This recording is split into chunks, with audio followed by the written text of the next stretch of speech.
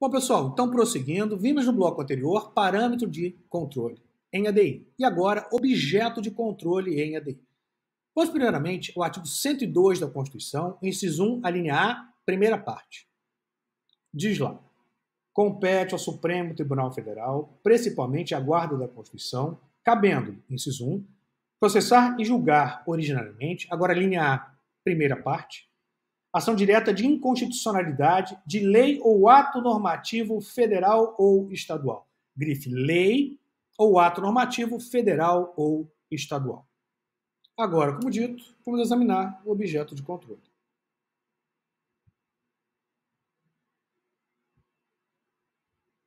A Constituição fala em leis e atos normativos. Primeiramente, é importante estabelecermos distinção entre essas expressões, leis e atos normativos.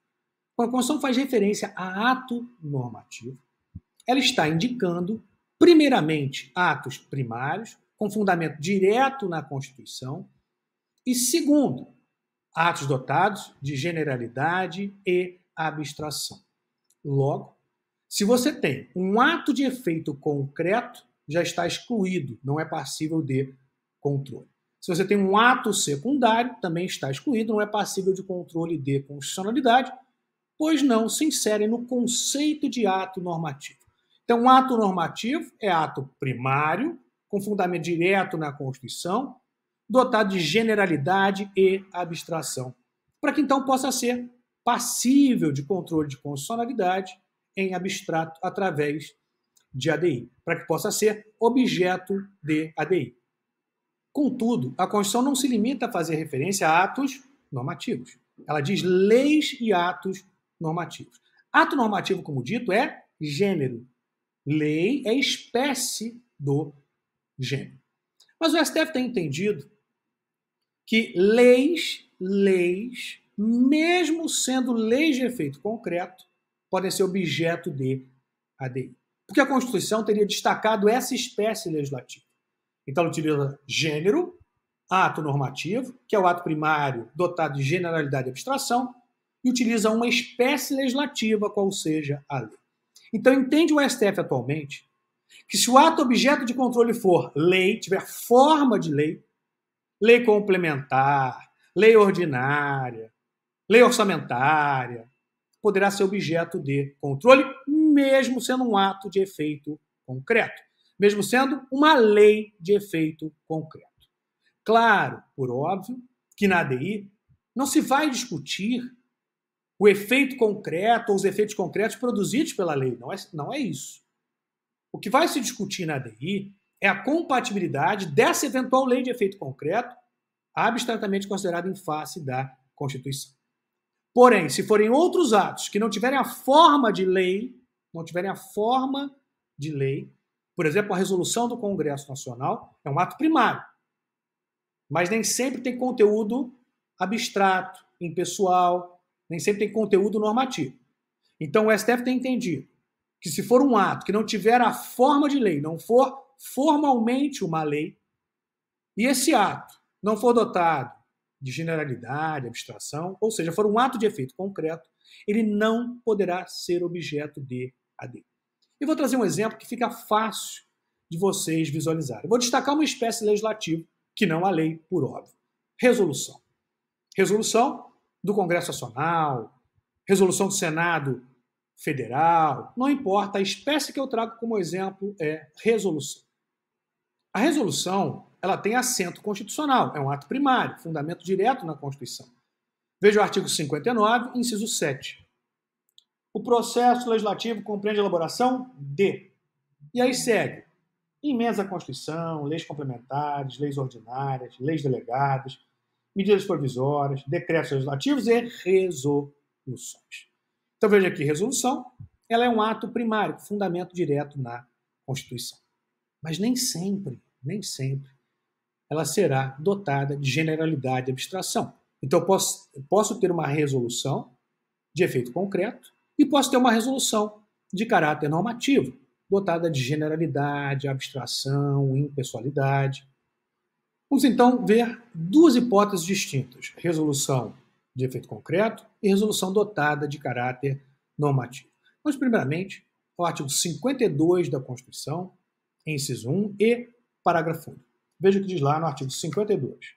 Compete privativamente ao Senado Federal, inciso 1, processar e julgar o presidente da República, o vice-presidente da República, nos crimes de responsabilidade, bem como os ministros de Estado, os comandantes da Marinha, do Exército, da Aeronáutica, nos crimes da mesma natureza conexo com aqueles. Agora, parágrafo 1. Nos casos previstos nos incisos 1 e 2, funcionará como presidente, que vai presidir o julgamento, o presidente do Supremo Tribunal Federal, limitando-se a condenação, que somente será proferida por 2/3 dos votos do Senado Federal, a perda do cargo, com inabilitação por 8 anos para o exercício de função pública, sem prejuízo das demais sanções judiciais cabíveis. Então, eventualmente, nós temos lá a instauração de um processo contra o presidente da República por crime de responsabilidade. Vamos lembrar aqui do caso Dilma. O presidente é condenado pelo Senado Federal por crime de responsabilidade.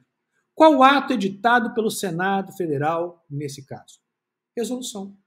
O Senado edita uma resolução. Mas veja só, essa resolução editada pelo Senado, nessa hipótese, será um ato de caráter normativo ou um ato de efeito concreto? Um ato de efeito concreto.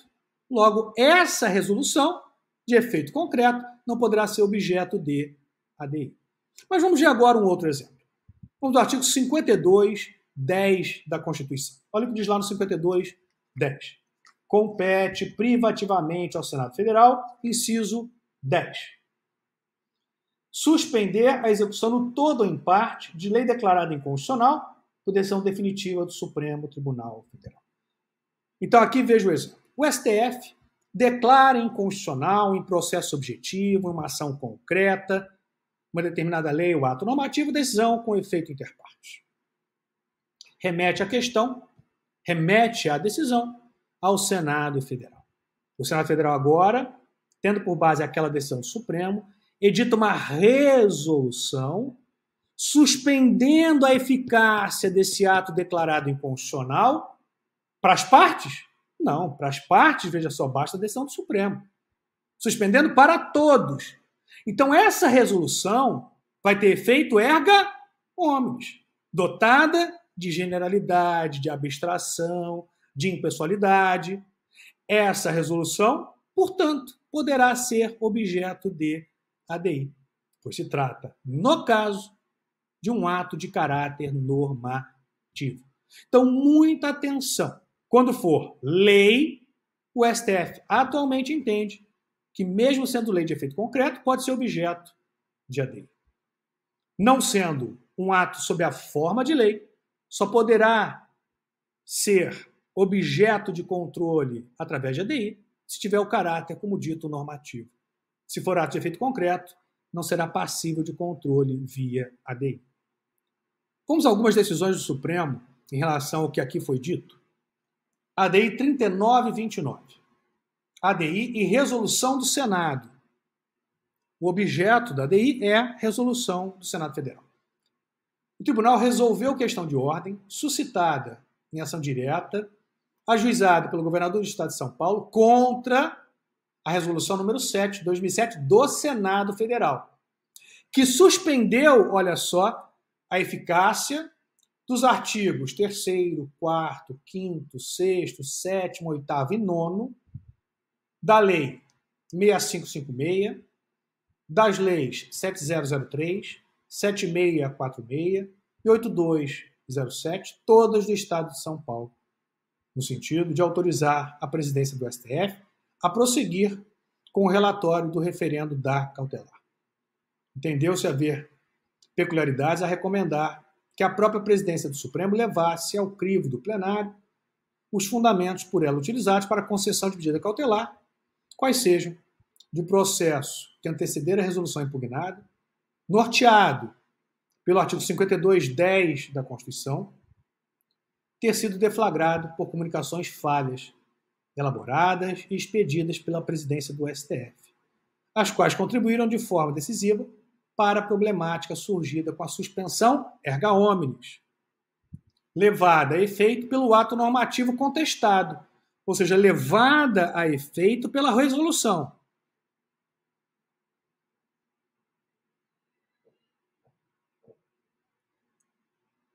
da eficácia de importantes dispositivos legais referentes à cobrança de ICMS do Estado de São Paulo, e de não ser de todo incomum o exercício pela presidência da circunstancial relatoria da ação direta de inconstitucionalidade, pelo menos para apreciação de referendo cautelar por ela concedido. Em seguida, o tribunal referendou a medida cautelar para suspender os efeitos da resolução do Senado Federal. Então veja que a resolução, por ter caráter normativo, foi objeto de controle nessa ação. Vamos agora ver a jurisprudência do Supremo em relação às leis de efeito concreto como passíveis de controle através de ADI. O Supremo, de muito, por razões pragmáticas, volume de processos, desenvolveu jurisprudência restritiva em termos de objeto da ADI, da ação direta.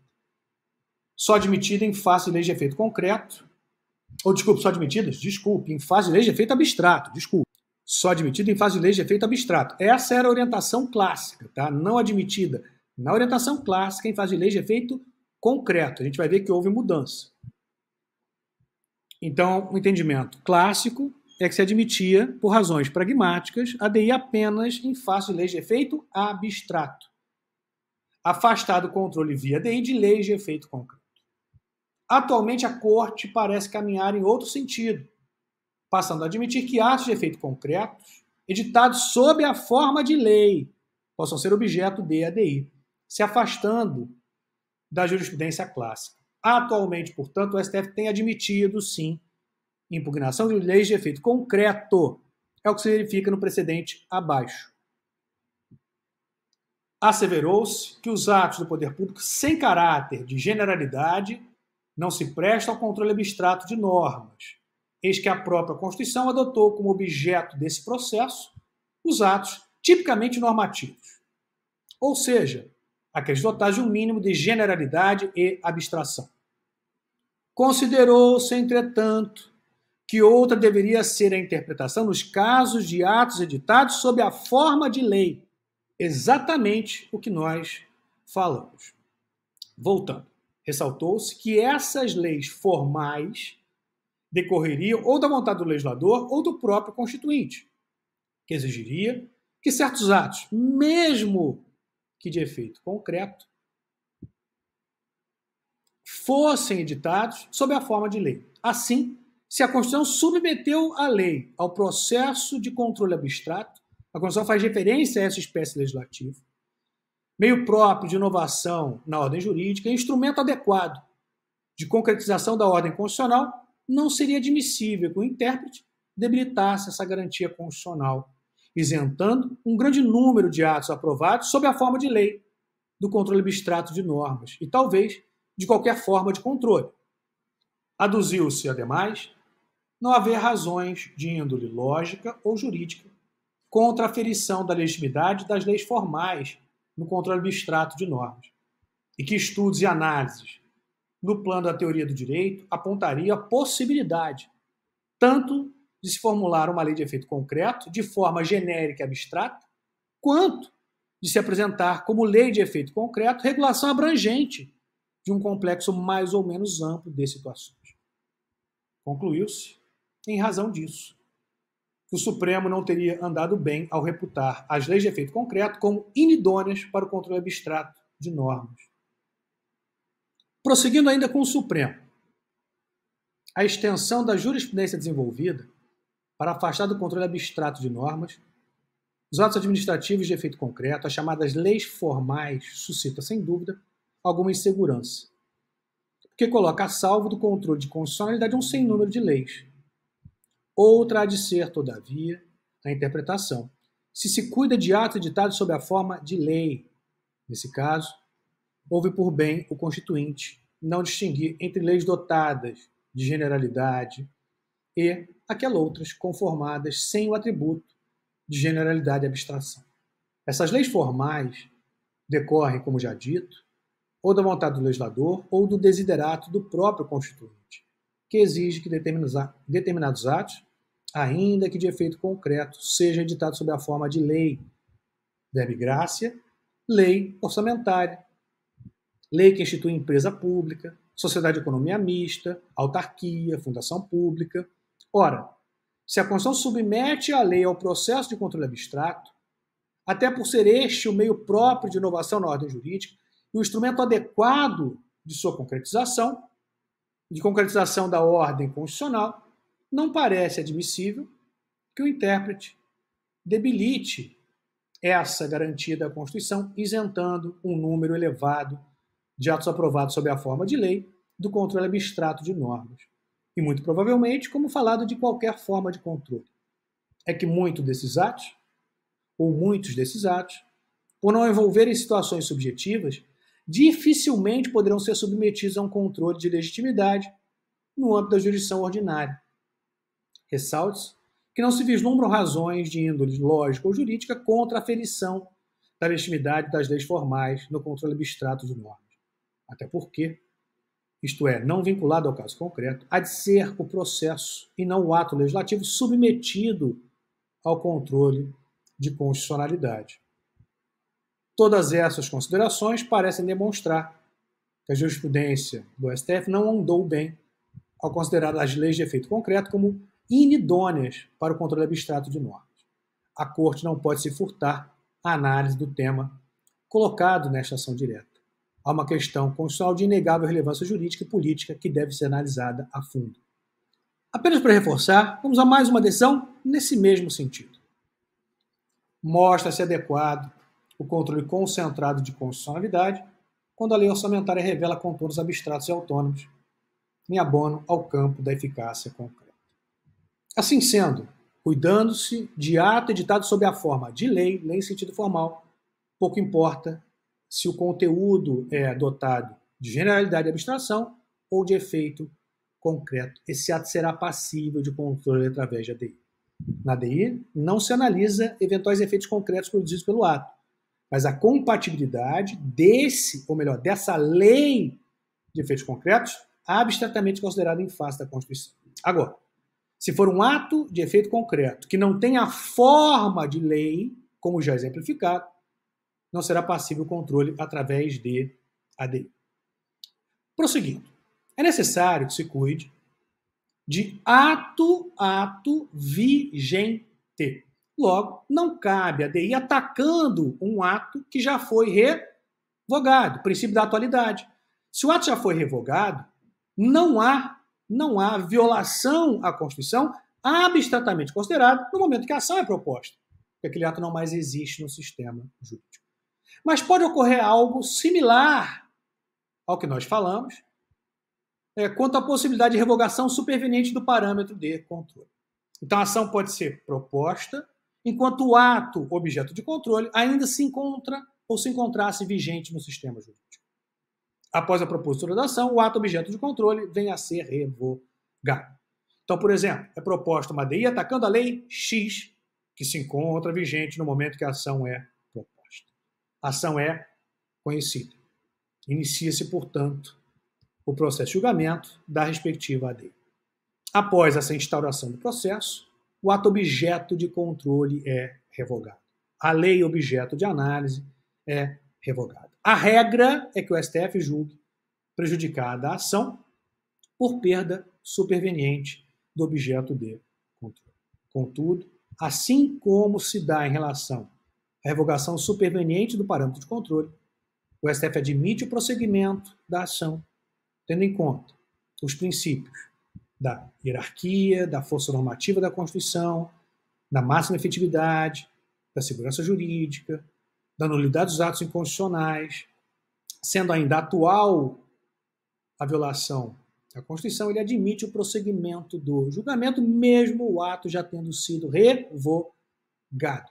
Essa hipótese, como falado, ela é excepcional. Vamos a decisões do Supremo, corroborando o que aqui foi dito.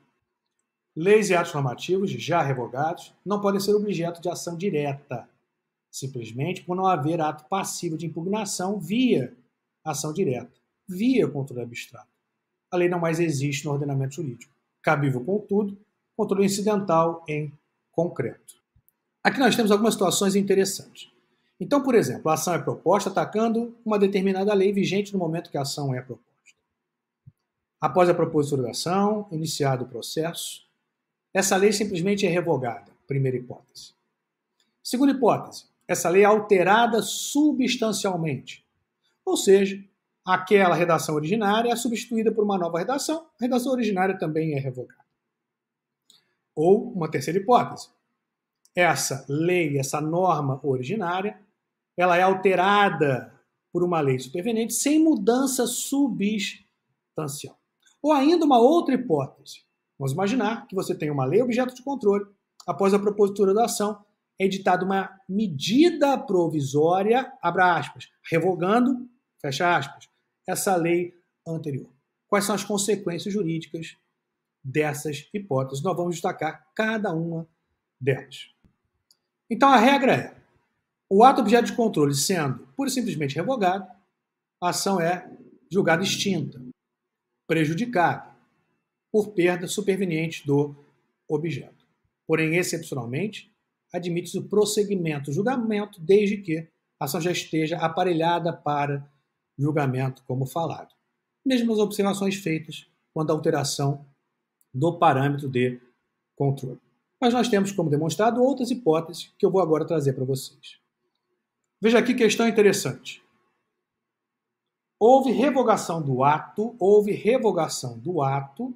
antes do julgamento. Porém, o STF não foi comunicado dessa revogação antes do julgamento. Então diz lá, prejudicialidade e comunicação de revogação do ato normativo após o julgamento da ADI. Deve-se afastar a prejudicialidade de ação direta de inconstitucionalidade caso o Supremo Tribunal Federal tenha julgado o mérito da ação sem ter sido comunicado previamente a respeito da revogação da norma atacada. No caso, antes do julgamento do feito, em 18 de 11 de 2004, a Lei Complementar 78 de 93, declarada inconstitucional, havia sido, olha lá, totalmente revogada pela Lei Complementar 255, de 12 de janeiro de 2004. Veja, foi revogada antes do julgamento, porém o Supremo não foi comunicado. Diz lá que essa revogação foi informada somente em embargos de declaração, após o Supremo Tribunal Federal ter julgado o mérito da ação, em reconhecimento à inconstitucionalidade da norma. Então, nessa hipótese, ficou afastada a prejudicialidade. Vamos imaginar agora uma situação mais complexa. Você tem a propositura da ADI e tem lá uma determinada lei objeto de controle. Imaginemos que o Poder Legislativo, o Congresso Nacional, por exemplo, pode ser o Poder Legislativo Estadual, o Poder Legislativo, não queira que aquele ato seja objeto de controle de constitucionalidade concentrado, abstrato por parte do STF.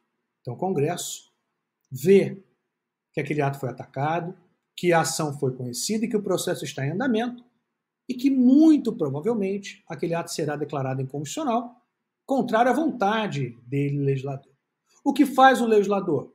Revoga esse ato para que a ação seja julgada extinta, sem resolução de mérito, por perda superveniente do objeto de controle e edita um ato de teor idêntico. Edita um ato de teor idêntico. Eventualmente, esse novo ato de teor idêntico é passível de controle, proposta uma nova ação, e o Congresso faz a mesma coisa. Nesse caso, fica nítida a tentativa de fraude à jurisdição constitucional, pois a revogação do ato passível de controle tem a finalidade de fraudar. Desculpe um barulho, de repente, que aconteceu aqui. Então, tem a finalidade de fraudar a jurisdição constitucional, de inviabilizar o controle exercido pelo Supremo. Veja lá, ADI 951. A jurisprudência do Supremo Tribunal Federal consolidou-se no sentido de que a revogação de norma cuja constitucionalidade é questionada por mediação direta enseja a perda superveniente do objeto da ação. Essa orientação é a regra. Entretanto, devem ser excepcionados desse entendimento da regra os casos em que há indícios de fraude à jurisdição da Corte, como, por exemplo, quando a norma é revogada com o propósito, olha lá, quando o objeto de controle é revogado com o propósito de evitar a sua declaração de inconstitucionalidade. E aqui mais um argumento que eu já destaquei para vocês. De forma ou dessa forma, é preciso preservar o trabalho já efetuado pelo tribunal, bem como para evitar que a constatação da efetiva violação à ordem constitucional se torne inócua. Vamos a mais uma decisão exatamente no mesmo sentido. Configurada a fraude processual com a revogação dos atos normativos impugnados na ação direta, o curso procedimental e o julgamento final da ação não ficam prejudicados. Seguindo, quando se tratar de revogação propriamente e não uma tentativa de fraude à jurisdição da Corte, a posição, como já destacada, é pela prejudicialidade da ação em regra, pela extinção do processo de controle abstrato de normas. Veja aqui uma decisão pela prejudicialidade da ação. ADI, princípio da unicidade de representação judicial e consultoria jurídica nos estados e DF. Segue lá. Em seguida, julgou prejudicada a ação. Então, o STF julgou prejudicada a ação. Quanto aos preceitos da Lei 764 de 2010, por ter sido ela revogada pela Lei 1257 de 2018. Professor, até aqui ótimo. Revogação, fraude à jurisdição constitucional. E se ocorrer, por exemplo, não a revogação total do ato, mas a sua derrogação sem alteração substancial daquele ato passível de controle? Qual é a posição a ser adotada? Veja a manifestação do Supremo.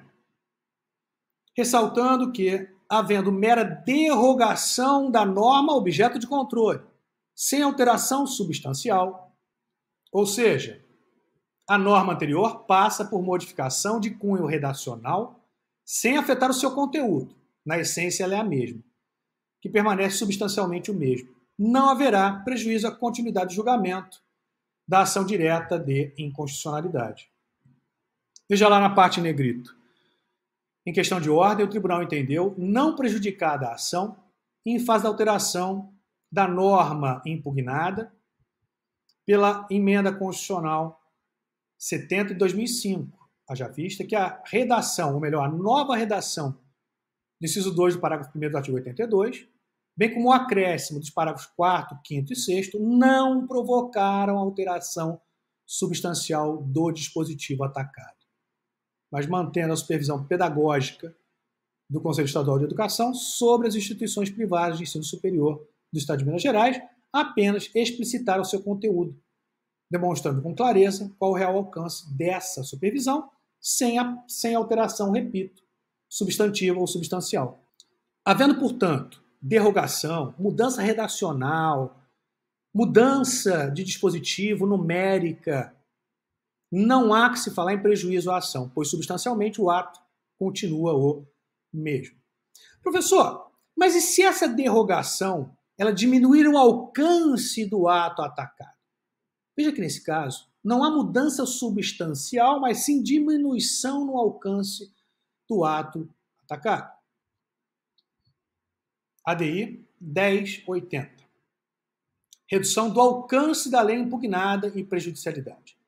Asseverou que a ação deve ser conhecida quando a substância da lei impugnada não foi alterada, mas apenas houve uma redução do seu alcance.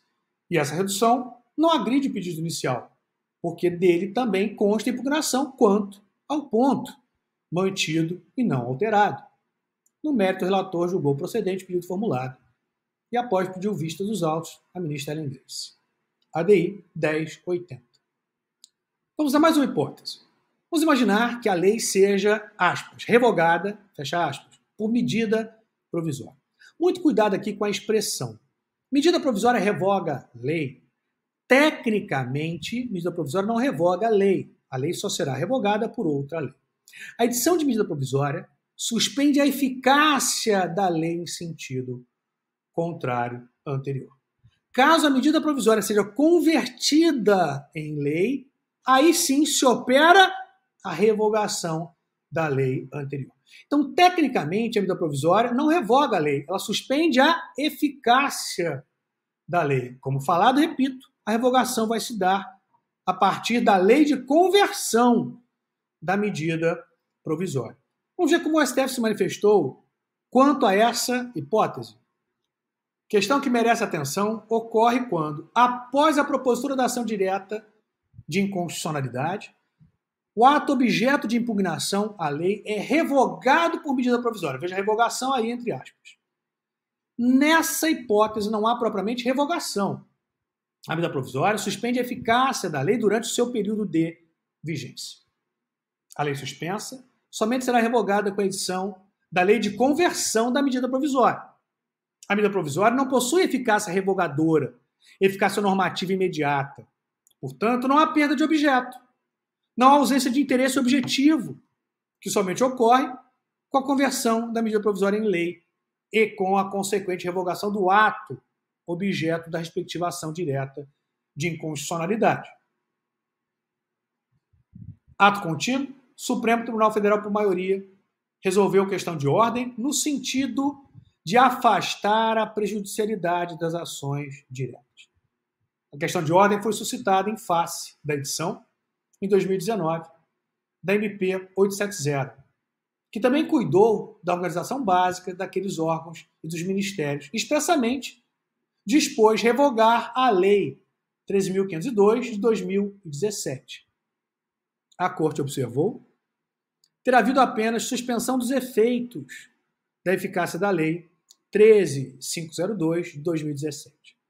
Isso porque a edição de medida provisória posterior não tem eficácia normativa imediata de revogação da legislação anterior com ela incompatível, mas apenas suspensão, veja lá, paralisação das leis antecedentes até o término do prazo do processo legislativo de sua conversão. Embora a medida provisória seja espécie normativa com força de lei, a MP precisa ser confirmada, e no caso, a de 2019 ainda está em tramitação. A medida provisória é lei sob condição resolutiva. Eu, particularmente, não gosto muito dessa expressão lei sob condição resolutiva, mas ela é sim um ato normativo primário, de natureza cautelar, quase legislativo, sob condição resolutiva. Ela é um ato sob condição resolutiva. Ela não é uma lei sob condição resolutiva. Eu não gosto dessa expressão, mas a expressão foi utilizada pelo Supremo. Se for aprovada a medida provisória, a lei de conversão resultará na revogação da norma. Dessa maneira, não se pode falar em perda de interesse, leia-se objetivamente considerado.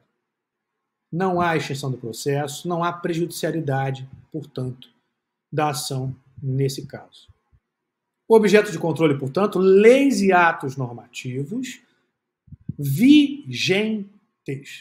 Assim sendo, um ato já revogado não pode ser objeto de controle, não pode ser atacado diretamente através de EDI. E vimos as exceções no caso de revogação superveniente, onde a ação prossegue, onde admite-se o prosseguimento da ação. Mas agora, muito cuidado com o que eu vou trazer. Seria possível propositura de ADI atacando uma lei em período de vacatio legis? Então, seria possível propositura de ADI atacando uma lei em período de vacatio legis? Veja que uma lei em período de vacatio legis, ela existe no ordenamento jurídico? Sim, existe. Diferentemente de uma lei já revogada, que não existe mais no sistema jurídico. A finalidade da ADI é eliminar a norma do sistema jurídico, com a consequente eliminação da eficácia do ato. Mas a finalidade, o fim primeiro, é eliminar o ato do sistema jurídico. E uma lei em vacatio legis, ela já existe juridicamente, ela tem existência jurídica, embora não tenha ainda eficácia jurídica. O STF, portanto, tendo em conta que a lei integra o sistema jurídico, ela existe juridicamente, mesmo estando em período de vacatio legis, admite que essa norma possa ser objeto de ADI, possa ser objeto de controle abstrato de constitucionalidade exercido através de ação direta de inconstitucionalidade. Anote ADI 6238 e 6239. Vemos, portanto, leis e atos normativos primários podem ser objetos de ADI, mesmo estando em período de vacatio legis, federais ou estaduais, excluídos os atos de natureza municipal. E os atos distritais? Depende. Se for um ato distrital de natureza estadual, pode ser objeto de controle via ADI. Se for um ato distrital de natureza municipal, ele não será passível de controle através de ADI, mas poderá ser objeto de controle através de ADPF. Logo, atos secundários não seriam passíveis de controle através de ADI, pois ato secundário é submetido ao império da lei, submetido ao controle de legalidade. Mas muita atenção em relação aos decretos autônomos. Ou seja, aquele ato que, embora tenha natureza administrativa, encontra fundamento direto na Constituição, ou tendo ele natureza regulamentar, ele é editado sem que exista a lei a ser regulamentada. Se a lei não existe, não há como se falar em controle de legalidade, mas sim controle de constitucionalidade. E se o decreto, o ato administrativo, tem fundamento na Constituição, não há que se falar também em controle de legalidade, mas sim de constitucionalidade por se tratar de ato primário. Veja a decisão do Supremo nesse sentido. Decreto autônomo e ADI. O tribunal considerou-se tratar-se de decreto autônomo, com fundamento direto na Constituição, hein? Esse aqui é um ato primário. Nesse caso, desculpe, só um ajuste, né? Esse ato, esse decreto administrativo foi editado sem que exista a lei a ser regulamentada. Tá? Logo, não há que se falar em controle de legalidade na hipótese. Diferentemente do caso do decreto com fundamento 84.6 da Constituição. O 84.6 nós teríamos propriamente um ato com fundamento direto na Constituição. Mas nos dois casos, o STF admite que o ato seja objeto de controle através de ADI por se tratar de decreto autônomo. Seja ele o fundamento direto na Constituição ou quando não existir a lei que possa ser utilizada como parâmetro de controle.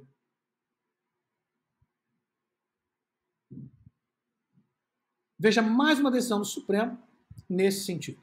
Pode ser objeto de ação direta de inconstitucionalidade o ato normativo subalterno cujo conteúdo seja de lei ordinária em sentido material, dotado de generalidade e abstração, e como tal goze de autonomia nomológica em relação à lei. Autonomia, decreto autônomo. Assim sendo, todos os atos lá do artigo 59 da Constituição são passíveis de controle de constitucionalidade, com as observações feitas em relação à generalidade, à abstração, ao caráter normativo, quando o ato não tiver a forma de lei, não for ditado sob a forma de lei. Assim sendo, é passível de controle através de ADI uma emenda constitucional, uma lei complementar, uma lei ordinária, uma lei orçamentária, um decreto legislativo, desde que tenha caráter normativo, uma resolução, desde que tenha caráter normativo, uma medida provisória, desde que tenha caráter normativo, uma lei delegada. Temos aí outros atos passíveis de controle. Constituições estaduais, leis orgânicas, leis distritais de natureza estadual, os decretos autônomos, os tratados internacionais são passíveis de controle através de ADI. Em relação aos tratados, anote a seguinte observação. O tratado em si não é o objeto de eventual declaração de inconstitucionalidade. Uma vez que seu fundamento de validade não é a Constituição. Estão sujeitos às normas de direito internacional. Portanto, como explicitado pelo ministro Luiz Roberto Barroso, uma vez declarado inconstitucional, o decreto que promulga o tratado ou convenção, estes não poderão produzir efeitos válidos internamente. Então, o que é objeto propriamente de controle não é o tratado em si, mas o decreto que incorpora formalmente o tratado ao nosso sistema jurídico. Agora vou destacar para vocês aqueles atos que não podem ser objeto de controle através de ADI, com as observações que nós já fizemos. Atos que não podem ser objeto de ADI. Atos secundários, pois esses atos são objeto de controle de legalidade. Atenção, pois os decretos autônomos podem ser objeto de controle de constitucionalidade, como já destacado. Os atos de efeito concreto, com exceção das leis de efeito concreto, que podem ser objeto de ADI. Atos de eficácia exaurida não são passíveis de controle através de ADI, pois a sua eficácia já se esgotou. Logo, não há que se falar em violação abstratamente considerada da Constituição. Normas constitucionais originárias não são passíveis de controle, já as normas derivadas são passíveis de controle. As emendas são passíveis de controle. Já uma norma originária não é passível de controle. Atos anteriores à Constituição, aqui muito cuidado. Os atos anteriores à Constituição podem ser objeto de controle de validade, Conforme a jurisprudência do Supremo, não há que se falar em inconstitucionalidade quando o objeto de controle, por exemplo, a lei, uma lei de 80, for anterior ao parâmetro de controle, Constituição de 88, pois não existe contemporaneidade entre os atos. Contemporaneidade exige que o parâmetro seja anterior ao objeto. Mas esses atos são passíveis de controle, sim, por exemplo, através de ADPF, arguição de descumprimento de preceito fundamental. Ou até mesmo, excepcionalmente, através de ADI, na seguinte hipótese, atenção. Vamos imaginar a seguinte situação. Eu tenho lá uma lei de 1980, revogada por uma lei de 90.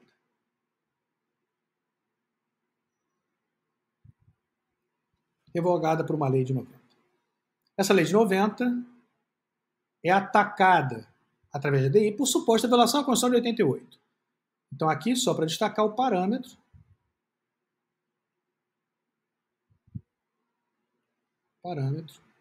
é a Constituição de 88.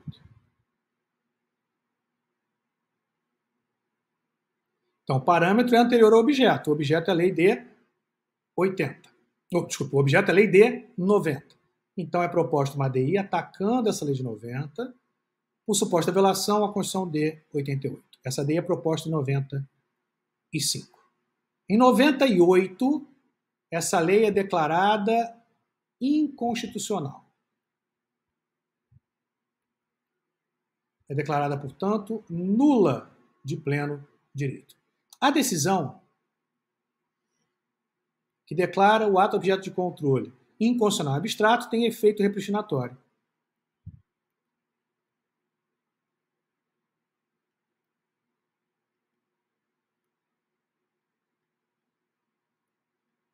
Acarretando o quê? A retomada da vigência daquela lei anteriormente revogada pela lei declarada inconstitucional. Por quê?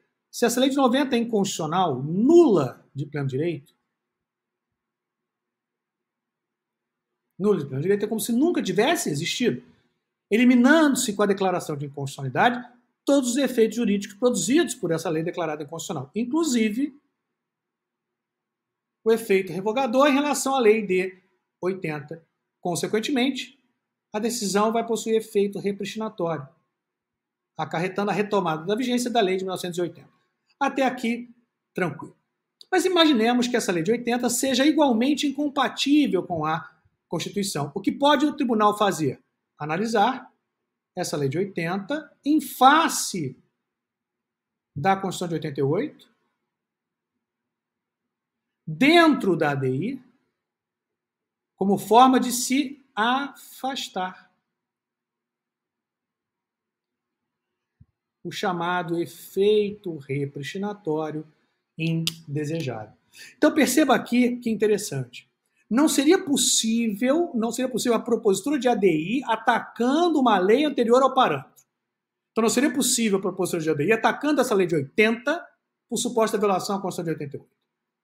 Não seria possível a propositura de ADI atacando, por exemplo, uma lei de 1990 por suposta violação a uma emenda de 95. Pois nesses dois exemplos, o objeto é anterior ao parâmetro. Não há contemporaneidade entre os atos. Nesses dois casos, cabe arguição de descumprimento de preceito fundamental.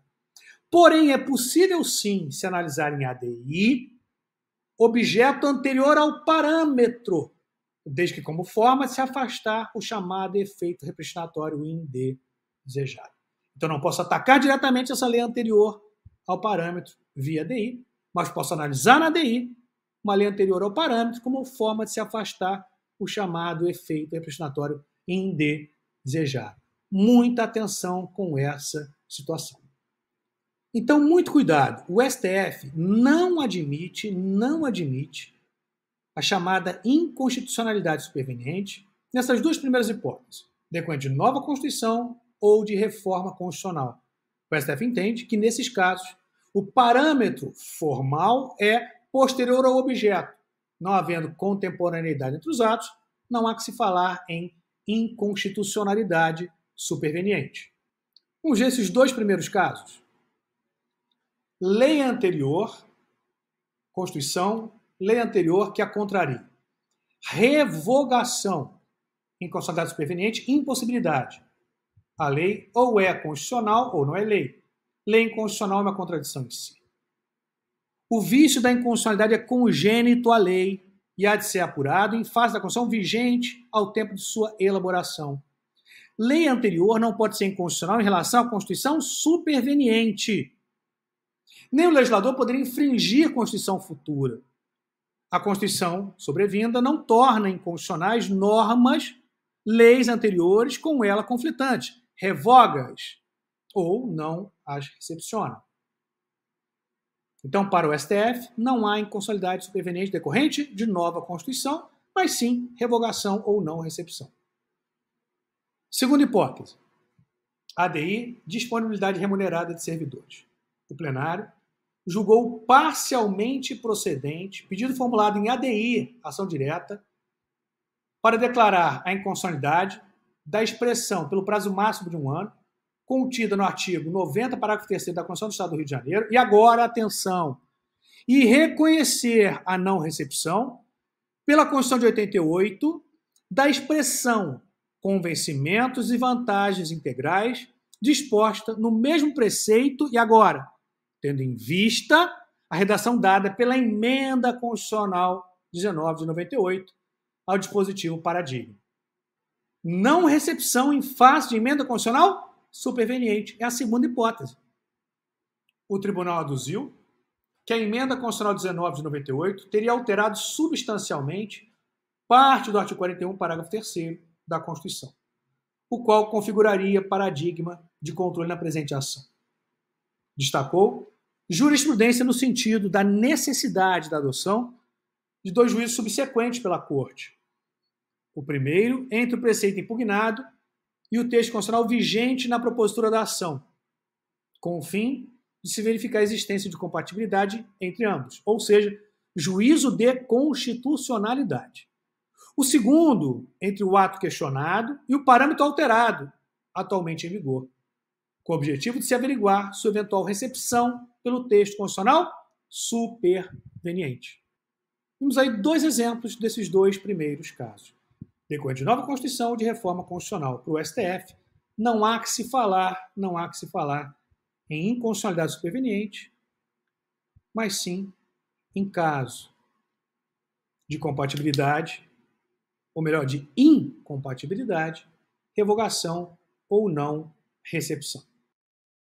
Já as hipóteses de inconstitucionalidade superveniente decorrente de mutação constitucional e de mudança de pressupostos fáticos, o STF tem admitido. Veja a parte em negrito.